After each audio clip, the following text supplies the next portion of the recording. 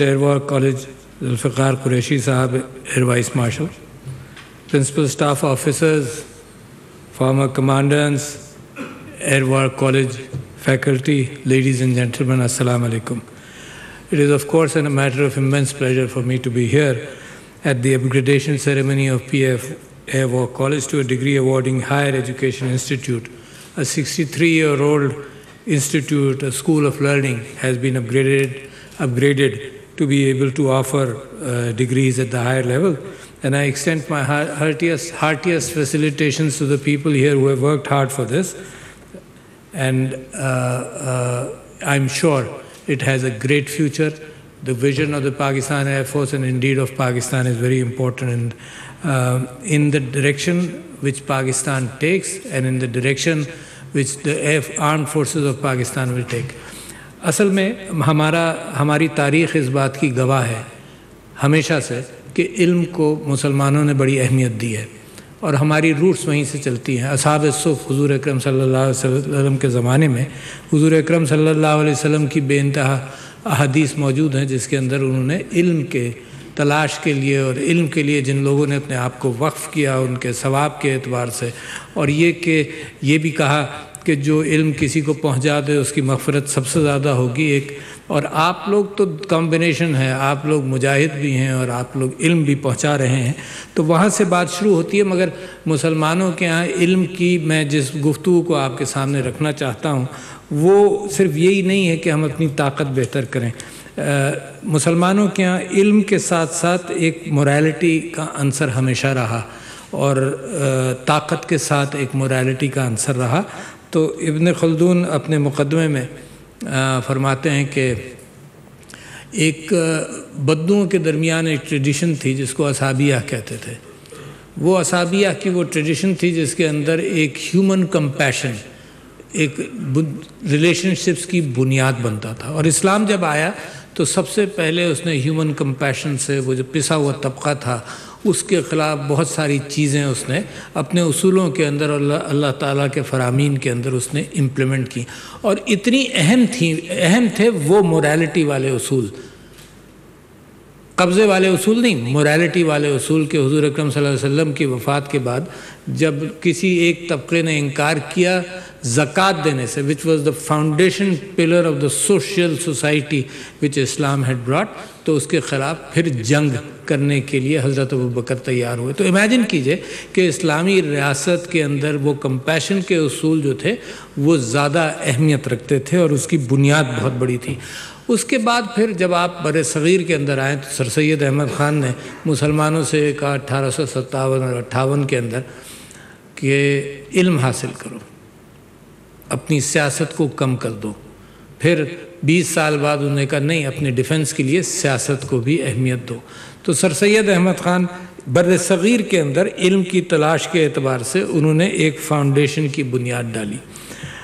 اب میں آپ کی طرف آتا ہوں کہ جب آپ علم یہاں پر بڑھاتے ہیں اور پہنچاتے ہیں تو آپ کو جنگ کی تاریخ, یہ تو اسلام کی مورالٹی کی تاریخ تھی جس سے میں نے اپنی گفتگو کی ابتدا کی, اور یہ اس لیے اہم ہے کہ اگر اس کو اہمیت نہ دی جائے تو پھر صرف طاقت ہی سرچشمہ ہر چیز کا اور ہر اصول کا بن جاتا ہے.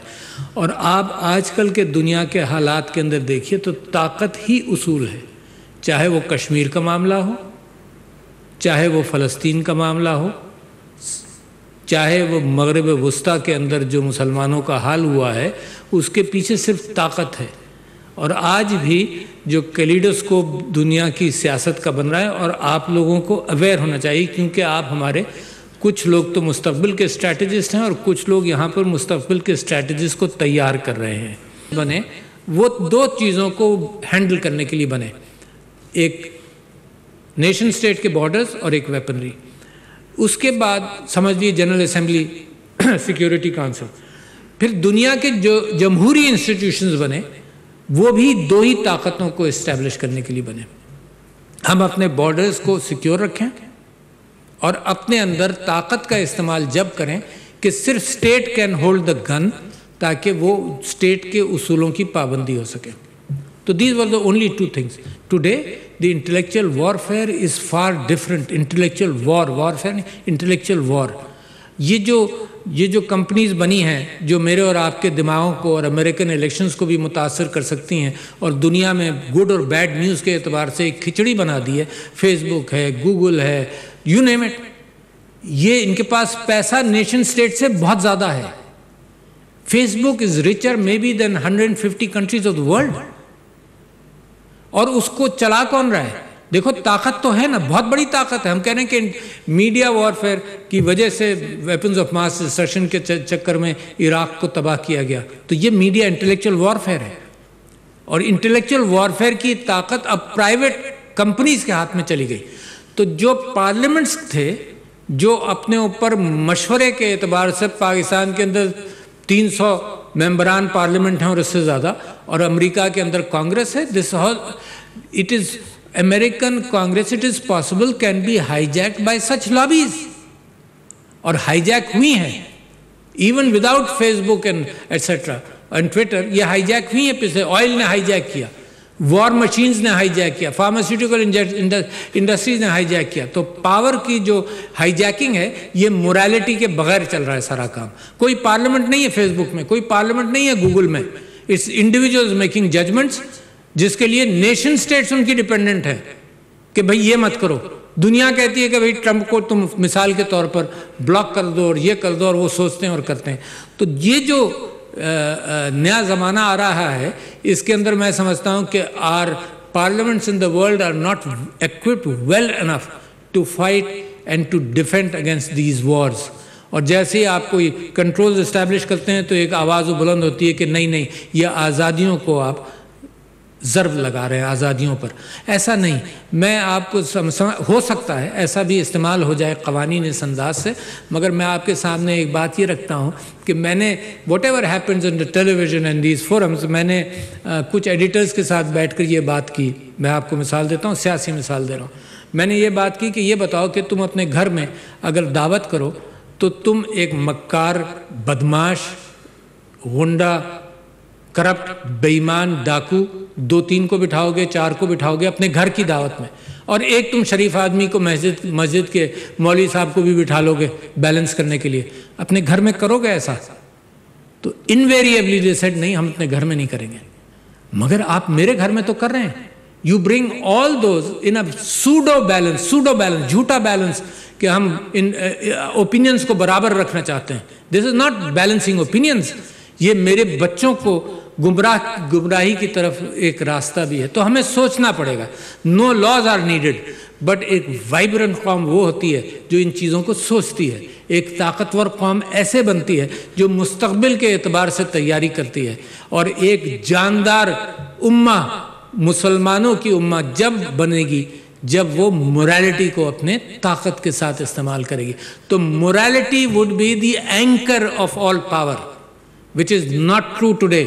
So therefore that niche, ladies and gentlemen, وہ niche پی ایف کے لیے، اسٹریٹجی کے لیے، پاکستان کے لیے اور پاکستانی قوم کے لیے وہ اسٹریٹجی، وہ لیڈرشپ اور وہ ڈائریکشن ضروری ہے. کیونکہ Pakistan, I am confident, is a unique state established on democracy, established with a vision of Islam, established on morality. اور یہی دنیا کی قیادت کر سکتا ہے اس حال کے اندر جو حال اس وقت دنیا کا ہے. تو بہت شکریہ. Ladies and gentlemen, I just wanted to give you a different spectrum of my thinking other than just defense. We have to be defensive with a lot of more weaponry than what we have. Thank you. Assalamu alaikum. Subscribe کریں اور بیل دبائیں تاکہ کوئی خبر رہ نہ جائے.